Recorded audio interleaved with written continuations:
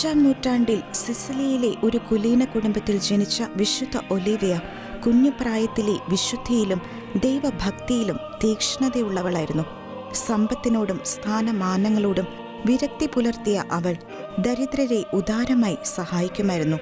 454 Cecilia നഗരം കീഴടക്കിയ ഗെൻസറിക് രാജാവ് ക്രൈസ്തവരെ നിർദ്ദയം കൊന്നൊടുക്കാൻ ആരംഭിക്കുകയും പ്രായത്തിൽ കവിഞ്ഞ ധൈര്യത്തോടെയും പക്വതയോടെയും അവൾ തൻ്റെ സഹക്രൈസ്തവരെ വിശ്വാസത്തിൽ ഉറപ്പിച്ചു നിർത്തുകയും ചെയ്തു.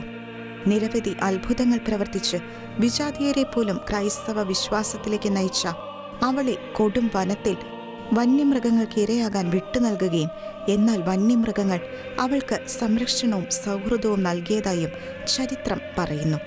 അവളെ ക്രൂരമായി മർദ്ദിക്കുകയും തിളച്ച എണ്ണയിൽ മുക്കുകയും ചെയ്തെങ്കിലും അതൊന്നും അവളെ ഉപദ്രവമേൽപ്പിക്കാൻ ദൈവം അനുവദിച്ചില്ല.